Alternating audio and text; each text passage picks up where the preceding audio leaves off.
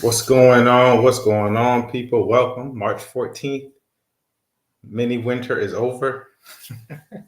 Shout out to the South Florida weather, man. You gotta love it. Had a nice Saturday night, cool Sunday morning, and then we were back to it. Beautiful day. Actually, Saturday was a beautiful day. Sunday was a beautiful day. And of course, today was also a beautiful day. So I'm grateful for it, thankful for it, and I'm thankful for you guys. Welcome. It's Motivation Mike's Monday night. Appreciate you all for coming to check in. It's 9 o'clock. I'm tired. You guys know I'm up at 3:30 in the morning. Yes, I say it a lot, but it's because I'm actually up. I do not hit the snooze button. And so it's getting towards that time. I always have this conflict. Should I take some coffee? I'm like, nah, I shouldn't take the coffee because then I'll be up until 1 o'clock. But appreciate you guys while you guys are here. I'd appreciate if you guys like, share, and subscribe. Like, share, and subscribe to what I have going on here. If you're watching me on YouTube, subscribe to the YouTube channel. If you're watching me on Facebook, like it, share it, let people know, get it out there. I appreciate that, and I appreciate you guys' help. Of course, Wednesdays, check out my guy, Joel Simmons. It starts with me. He's on his channel, Joel Simmons, Tenacity Foundation. Excellent stuff. Always interviewing somebody that's, some interesting people, great testimony, and I'm sure it'll help you out in some kind of way. So check him out. Check him out on Wednesdays. 12:30 is when that show drops. Friday, Community Beacon. This month we're going over health and wellness. Last week we did body and mind. Awesome show. This week will be a pre-taped show. However, we will be speaking about spirit and soul. Very, very good show. It gets very deep. Quick 30-40 minutes, I believe, but it'll be well worth it. Jam-packed. Last show was jam-packed. It was about an hour and a half. If you get a chance to watch the last Community Beacon, you can check it out on this Facebook page. You can check it out on Tenacity Foundation. And this upcoming week on a Friday, it'll be 6:30. Can we get into it? If you will allow me, I will. I will get into it. We'll start off with some real estate news. Perfecto. Let's talk to it. One of the things I was checking out today, let's read it. Cheaper to rent than buy, with one huge caveat.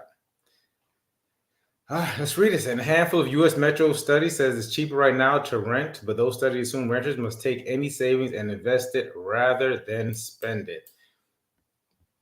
Okay, let's go. West Palm Beach, Florida, my hometown. With no end in sight to the South Florida scorching housing market, real estate economists said this week that it makes more sense in many cases to rent a home until the fracas subsides. Okay. Let's get into it. I like to hear. Let's hear what they're saying. The caveat to the idea is that leasing is preferable to purchasing, and that money saved by not paying for home maintenance, association fees, insurance, and taxes should be invested and not spent on beer and cookies. This is from FAU. Maybe I should become an FAU fan since they're the only D1 college in the county. And I like this professor. Okay, so here's the thing. This is what I always get at with people when they bring these things up: the home maintenance, the association fees, and the insurance and taxes. When you're not paying for your home maintenance, association fees, insurance, and taxes. Okay, you don't directly send them a check. But a landlord is not, if you're leasing, a landlord is not keeping up with the home maintenance or some of these condos that you guys are renting, or apartments rather. the apartment place. The home maintenance, you're not giving the check directly for the home maintenance. And I always have this story. One of my renters I had to fix the sink. Cost about $40. Went in there, had the sink fixed and replaced, etc. And she said, "I'm glad I don't own this house because that way I don't have to pay for it." That's what she told me. You may not necessarily have paid for it then, but you paid for it because you're renting the property. I digress. The association fees. Most landlords, when they rent their properties, are taking that into account. Of we're not just going to pay the association fees out of our own pocket and not out of the profits from the rentals. Same thing with insurance and taxes. Like, you're not paying for it, but you're paying for it. I hope that makes sense.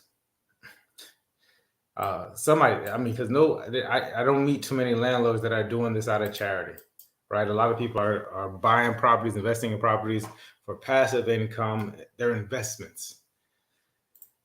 Okay, we'll go. Well, I digress.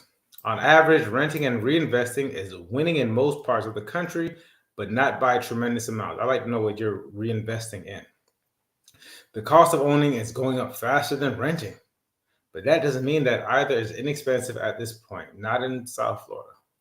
Owning a home and building equity is how Americans have created wealth for decades, 1,000%.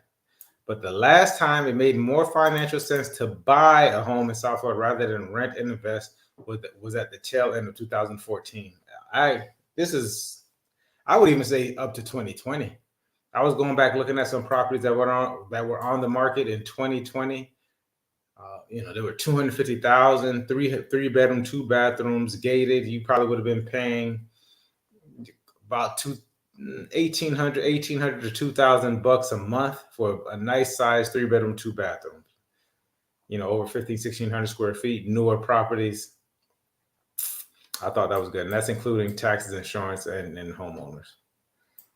Of the 23 major metropolitan areas in the study, 17 favor renting a property, reinvesting money, including Miami. Miami's weird. but they said Miami's going to be Palm Beach, Broward, and Miami. Shouts out to Nicholas. If he's checking in, man, much love to you out there willing and dealing in Miami. It definitely takes a special person.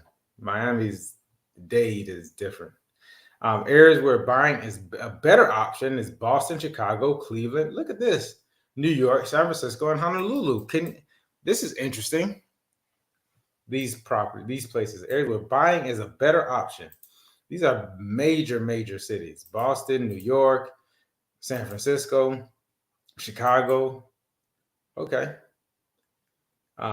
In each of the housing areas, the volatility of the housing markets compared to the risk and investment portfolio of stocks and bonds. Okay.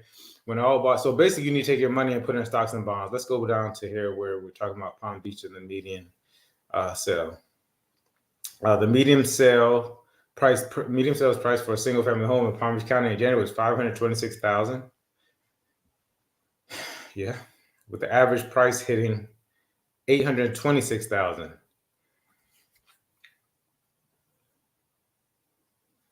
A lot of savvy people buy in December and January.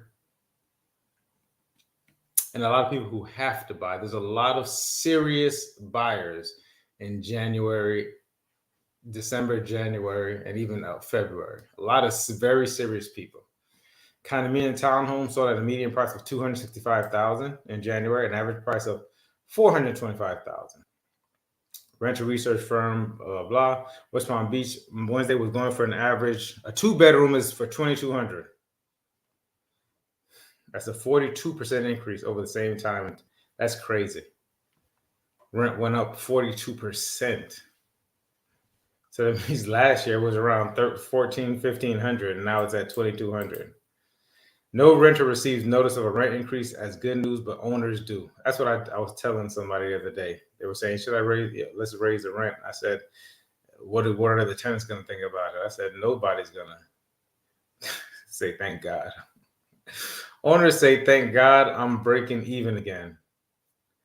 He says, Florida Management Company Group founder and owner David Harper, whose company manages about 200 homes. 200 homes. Harper said landlords are experiencing higher insurance rates, and very true. Increasing taxes, yep. He said he tries to be fair with tenants renewing the lease, rarely charging the full amount he could get from a new renter.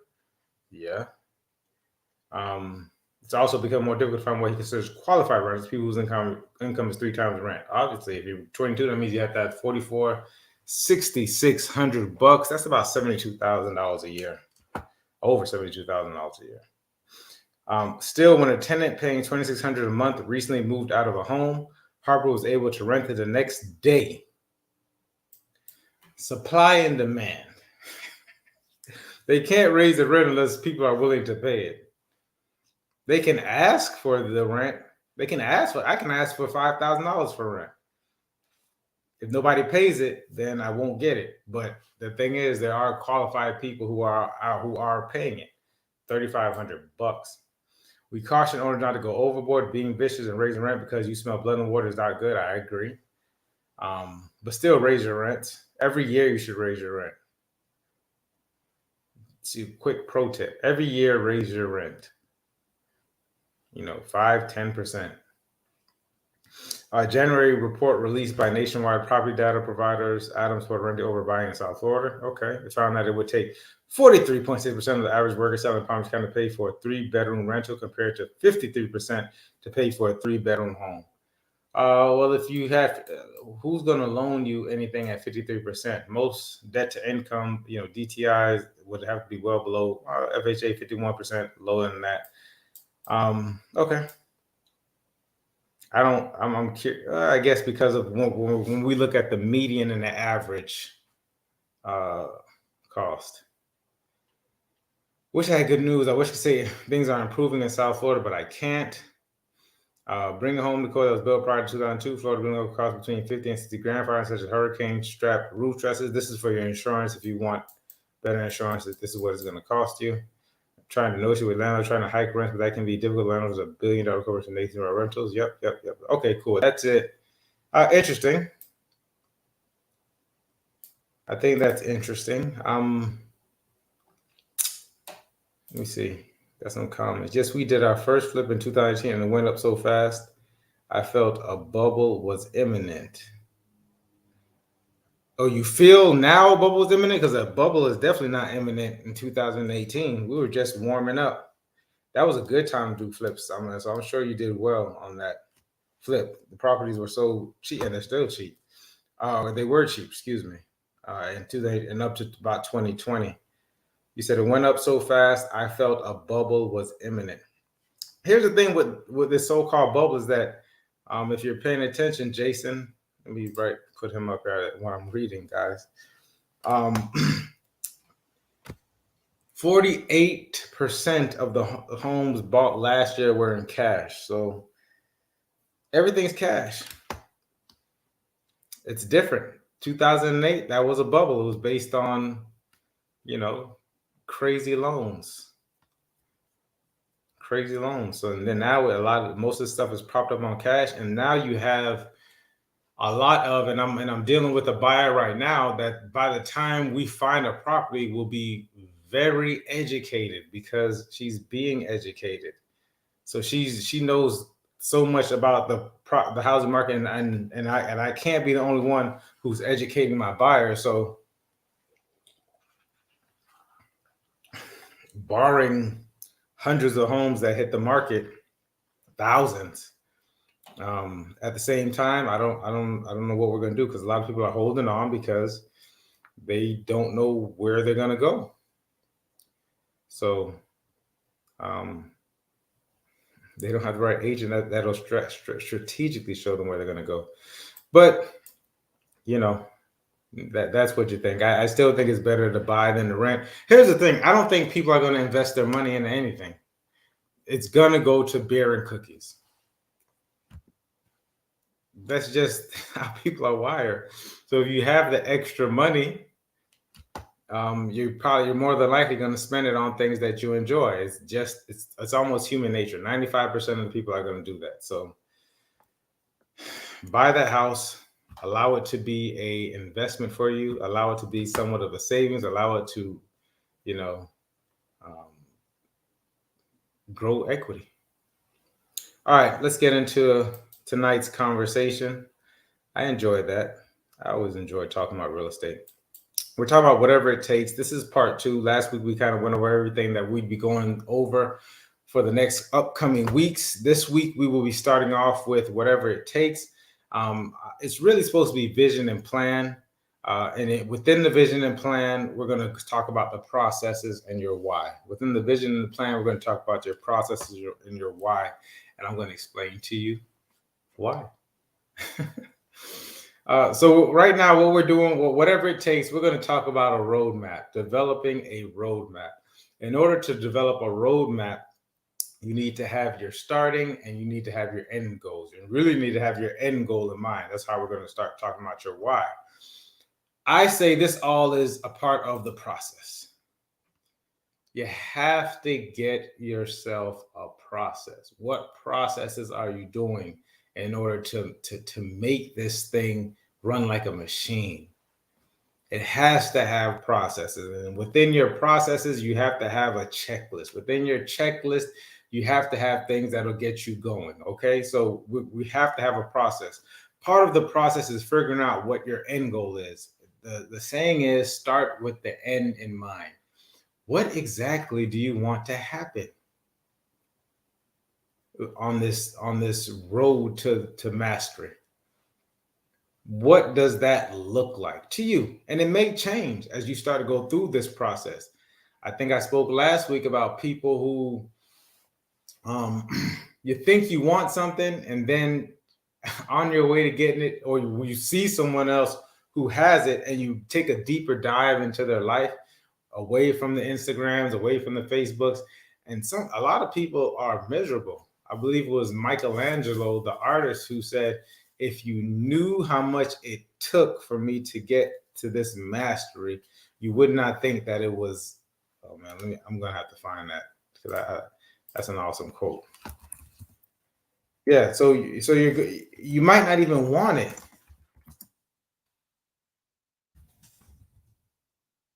Yeah, I'm finding this quote. You might not even want it at the end of the day. It said, here's what Michelangelo said. If people knew how hard I worked to get my mastery, it wouldn't seem so wonderful at all. I'm gonna put this in the. I want you all to see this. And this is one of the things that see if I can get it on here. This is one of the things that I'm noticing. Like, in real estate, we start talking about doing your deals. People want to, I want to do 100 deals a year. Because you see other people doing 100 deals a year. You see people doing 200, 250, 300. There's a brokerage, I believe it's out in Myrtle Beach. The average agent that does about 250 deals a year. Listen, I've seen 100, I've seen 250. It's not for a lot of people. A lot of people you don't want to put in that work. A lot of you guys will be fine with 20, 30, 25, 30 deals. The price point right now, what was it? 400,000 was about the median. So let's say 400,000 is the median right now in Palm Beach County. Excuse me. What's that? 3% is 3 times 4. That's 12,000. That's a $12,000 check. You do 20 deals. That's 240, 250,000. A lot of you people will be fine with 250,000 especially if you're not outputting a lot. You don't need 100 deals. That'd be 1.2 million. A lot of people and it's a lot of work. So if you see what it takes for a lot of these agents to do that amount, and it's really the ramp up phase, because once you get there, it kind of becomes more processed, but you do have to put that time in. So we're talking about, the ramp up phase is real, and it's a lot of work. There's a lot of hours involved. There's a lot of processes involved. There's a lot of 3:30 o'clock in the mornings involved. So we're getting into the process. We're starting with the end in mind. We have and then of course you have your beginning. Your beginning is basically like just where you are. And that part is tough for a lot of people, because you have to be really honest with yourself. You have to be really honest. A lot of people can't be honest with themselves. We've been prepped up. We have these egos going on. We're doing a lot of comparisons on Instagram, etc., etc. You want to be, but you have to be brutally honest. This is you going into a room with nothing, with quietness and maybe a pad and paper, maybe not. I don't know. You're gonna want to remember this of how off you are, how much work you're actually going to have to do, because a lot of us don't know that we're terrible, unconsciously incompetent. A lot of us are unconsciously incompetent. Okay, especially on the road to mastery, you're unconsciously incompetent. You don't have a clue. This kind of reminds me of when we used to play in the gym. I used to tell the kids when I was playing in the gym at the city, I said, if I can stand on the court with you, you may not necessarily even be ready to play a high level high school, high level college, definitely not college. Because once you bring a person in there that's playing at that level, and a couple people have came into that gym and played at that level, it's not even close. It's not even close. So the process, you're going to start with the end. Excuse me, you're going to start with the beginning, your awareness, and we'll work on the middle of that, because that's going to be part of the process towards the end in regards to accountability. We're not going to talk about accountability today, but I want you to say that you have to have a process. And in order to even begin the process, you need to have a start. You need to have an end goal in mind, because you're going to want to know what it takes. And then, like I said, that the end goal may even adjust. The start is always going to be the start. You're incompetent. You're unconsciously incompetent. Okay. And then once you figure out what it takes, then you'll become consciously incompetent. Now you're really going to know what's going to have to happen. And then, of course, you become consciously competent. And then mastery is unconsciously competent. That means that's when you just start spitting stuff out. Okay. Or doing whatever it is that you're mastering. Like, you don't even pay. No, it's almost like driving the car. Most of us don't even pay attention to a lot of things that we're doing while we're driving the car. We're just driving, and we can actually, probably talk on the phone, have a conversation. But remember the first time you drove a car? Remember having to check everything? Going down now, a lot of us, we just jump in the car. Okay. I'm going kind of long here. I'm tired. Why? You got to have your why. And I'll tell you why. You are going to have days when you just don't want to do anything. And at first, there's going to be a lot of them. Because when you realize how bad, I'm sorry, it's funny, but it's the truth. When you realize how bad you really are, and every day it's the same, it's the same, you're doing the same thing, whatever it may be. I'm in sales. So for me, it was getting on the phone, or it is getting on the phone. It's like, how bad am I?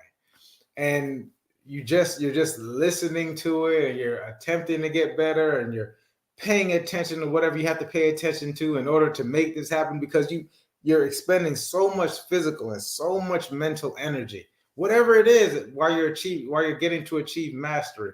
And it's time on the only way to get past this is time on task. You have to spend time. There's a book that's written that's called I don't know, but it says, basically, it states you need 10,000 hours in order to achieve mastery. Most of us haven't done 10,000 hours of anything. Probably except running our mouths for 10,000 hours, and not even running it efficiently.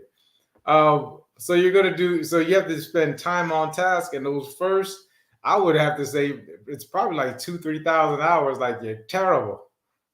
Whatever it is that you're doing, you're terrible for the first 2,000 to 3,000 hours, especially if you start comparing yourself. And you should be, because you have to check, right? You have to check to see where you're at. So when you're seeing the people who have achieved mastering, and you're like, whoa, and I suck so bad. So day after day, you're not really seeing any results. You have to be focused on whatever your why is. Okay, so what are you doing this for? Is it for a better life? I mean, let's start. Most people, it's the money. It's either the money, right? It's ego. I'm helping the community. The community needs me. That's ego. So I need to do this, whatever, my family.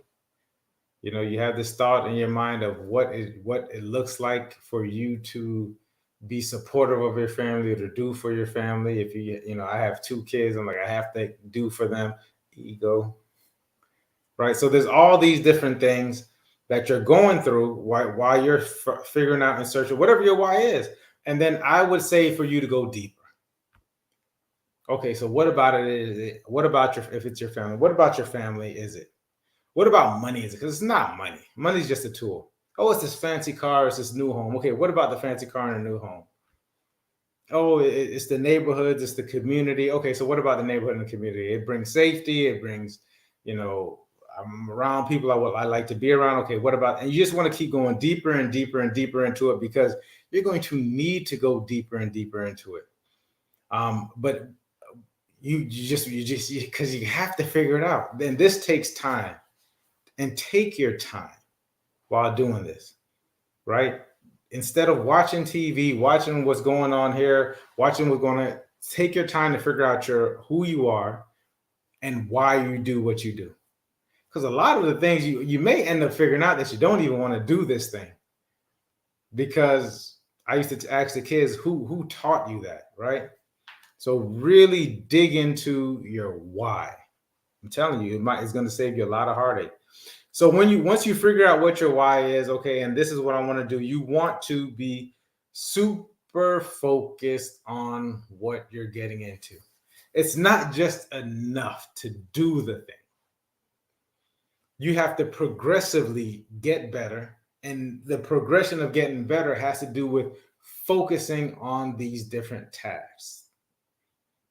Okay? You have to continuously focus on the task at hand. Focus, focus, focus. And then I almost bring it back to your why, because at this time, I call it life. Life is going to happen. Things are going to happen. People are going to annoy you. The saying goes, the devil is the author of confusion. What is the confusion? It's all these things that are being thrown at you. It's what's going on the news. Turn it off. If there's anything that you need to know, people will let you know. It's complaining about the gas prices. It's fun. I mean, it's one thing for it to be funny, but really, you know, you have to get super focused. What's some of the things that you can do to get focused and stay focused? Get yourself a mantra. Get yourself an affirmation. My affirmation is whenever something attempts to throw me off, I am focused on my 7-figure, blah, blah, blah. I am focused on my 6-figure, blah, blah, blah. I am focused on and get 1 or 2. So when someone texts you something that's crazy, trying to knock you off your square, and they're not doing it, well, some of them are doing it on purpose. But so a lot of people are. A lot of people are just expressing themselves, venting, whatever the case may be. Allow you, and if say to yourself, I am focused on my blah, blah, blah. I don't have time for this. And if you do want to have time to help people vent, whatever it is, schedule that time. But right now, you need to get super laser focused because you need super clear clarity to start taking on these tasks at hand. You need to be focused on what it is because you are going to have these emotions and these feelings coming up that are going to attempt to drive you off your square. You're going to be lazy. You're going to want to hit the snooze button. And in order not to hit the snooze button on life, and this is metaphorically, literally and metaphorically, in order not to hit the snooze button, you need to have a why. You need to know what you need to focus on. That's why before you go to sleep, think about what you need to focus on for the next day. When you wake up, pick up where you left off, focusing on what it is you need to focus on. Okay? That's it. I enjoyed you guys. This is good too. I appreciate it. Listen, remember to like, share, and subscribe, whichever thing that you're on. Oh, let me talk about the time on task. Is this time to talk about it? No, I'll talk about it during the skill session. Love it. Check it out. Get your why, get your focus, get you a vision and a plan, and then we'll start to talk about the inside of the process. because I don't know what it is, and more than likely you don't know what it is, because if you knew what it was, you probably would have did it already, right? So we're going to figure that part out. But right now, you need to understand what your end goal is, what you think your end goal is. Like I said, it may change after you see what it's going to take. You need to know where you are. You need this part, you need regardless. Regardless of the situation, you need to know what it is and why you're doing it. And not because your mother told you to do it, your father told you to do it, you saw it on TV. I don't know, YouTubers are telling you to do it. You got to have that. Then we're going to start talking about, then we talk about your why. Go get you your why so that you can get you a clear focus, which you can start to form your affirmations and your mantras around to get you back in the game. Super laser focused. Love you guys. I will see you guys next week. Actually, I'll see you Friday if you can check out Community Beacon. Real good episode. But I'll see you next week, Monday, God willing. God willing, and the creek don't rise over. I'm delirious. I love you guys.